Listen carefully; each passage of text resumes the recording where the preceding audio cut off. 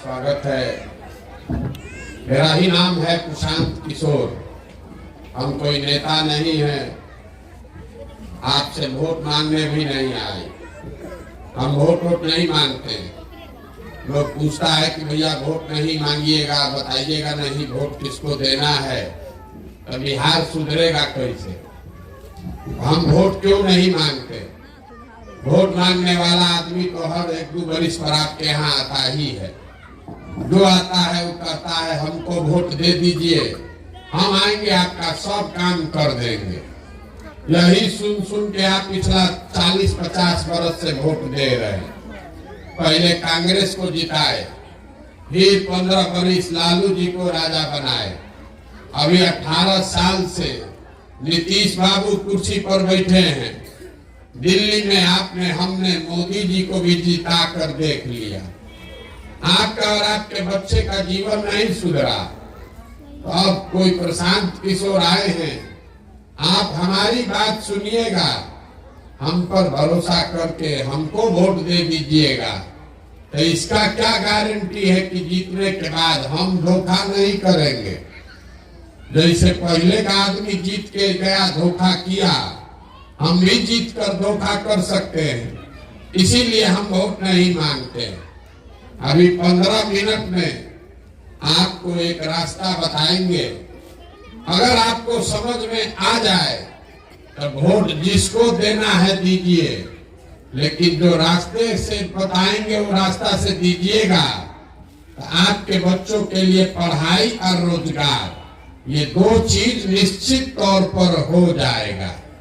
आप बात को सुनिए, समझिए, ठीक लगे तो अपनाइए, और न ठीक लगे तो जैसे जिंदगी चल रहा है वैसे चलाइए।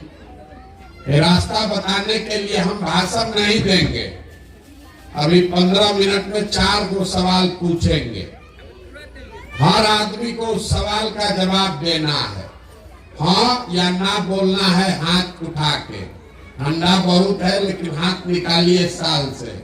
हाथ उठाकर हाँ चाहे ना बोलना है। बोलिएगा तो बुझाएगा और ना बोलिएगा तो नहीं बुझाएगा। अभी राउत साहब बता रहे थे कि पढ़ाई बहुत जरूरी है, शिक्षा होना चाहिए। इसी से शुरू करते हैं। सब आदमी जितना लोग आप आए हैं, जरा सोच के बताइए, आपके गांव पंचायत में और कुछ हो या न हो, आपके बच्चों के पढ़ने के लिए अच्छी व्यवस्था होनी चाहिए कि नहीं होनी चाहिए? सबका हाथ उठाकर जोर से बोलना है। हाथ उठाइए और जोर से बोलिए, होना चाहिए कि नहीं होना चाहिए? हम नहीं बोले, 2 बार हिलाने पर ही बोले, लेकिन आप ही ने बोला कि हाँ भैया पढ़ने का व्यवस्था तो होना चाहिए। चाहे आप खुद पढ़े लिखे हैं या अनपढ़, आप अगड़े हैं या पिछड़े, आप हिंदू हैं या मुसलमान, गरीब या अमीर, सब ने कहा कि भैया पढ़ने का व्यवस्था होना चाहिए। क्योंकि इतना समझदारी सब में है कि अगर आपका बाल बच्चा पढ़ लिख जाए, पढ़ लिख के नौकरी रोजगार पा जाए, तो कोई मुखिया बने, कोई विधायक बने, कम से कम आपके बच्चे का जीवन सुधर जाएगा। इतना बात आप सबको बुझा रहा। तो जितना आप समझदार लोग यहाँ बैठे हैं, सब आदमी जरा एक बार अपने अपने बच्चों का चेहरा याद कर लीजिए और अपने बच्चों के नाम पर एक बार ईमानदारी से बताइए, आप में से किसने जीवन में एक बार भी बच्चों के पढ़ाई के लिए वोट दिया है? देखिए गांव का दुर्दशा। एक आदमी ने भी आज तक पढ़ाई के लिए वोट नहीं दिया। अभी कितना जोर से आप बोले हैं, ए भैया पढ़ाई होना चाहिए, लेकिन आपने पढ़ाई के लिए वोट नहीं दिया। यहाँ जितना आदमी बैठा है सबको बुझा रहा है कि यहाँ एगो फैक्ट्री लग जाए तो आपके बाल बच्चों को यही रोजगार मिल जाएगा। लेकिन आपने कभी जीवन में फैक्ट्री रोजगार के लिए वोट नहीं दिया, मान लीजिए पढ़ाई रोजगार पर नहीं दिए, खेती तो सब लोग करता है। अभी आपका धान कटा है 1 महीना पहले, धान का दाम है 2150 रुपया, आप बेचे हैं 1600 में 1700 में। सबको बुझा रहा है कि अगर आपके धान का 2150 रुपया दाम मिलता, आपका आमदनी बढ़ जाता, लेकिन आपने कभी धान गेहूं के दाम के लिए वोट नहीं दिया। तो जब आप पढ़ाई के लिए, रोजी रोजगार के लिए, अपने आमदनी के लिए वोटे नहीं देते हैं तो आपको मिलेगा कैसे?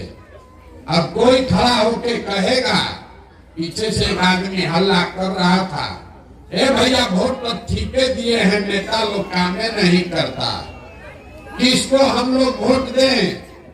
इसका क्या गारंटी है कि रोजगार के लिए वोट देंगे तो रोजगार मिलेगा? बिल्कुल इसका गारंटी है। लिख के ले लीजिए, हमसे लिख के ले लीजिए, वोट चाहे जिसको दीजिए, हम आपको लिख कर देते हैं, जो रास्ता बताएंगे वैसे वोट दीजिएगा। तो वोट जिसको मन है दीजिए, रोजगार पढ़ाई अपने लिए ले लीजिए।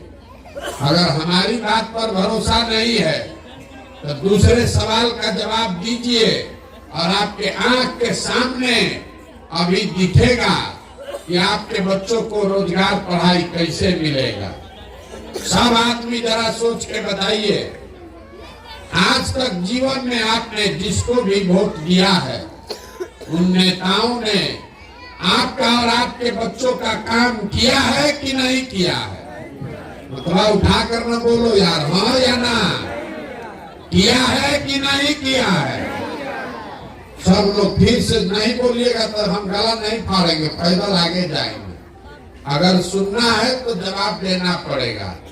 फिर से पूछ रहे हैं, आज तक जीवन में आपने जिसको भी वोट दिया है, उन नेताओं ने आपका काम किया है कि नहीं किया है?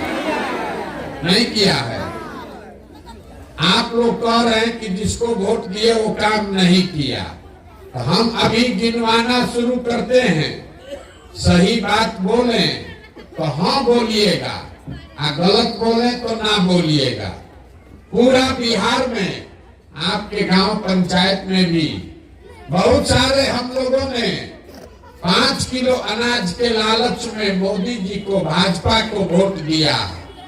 तो बिहार में तो बड़ा चोरी भ्रष्टाचार है।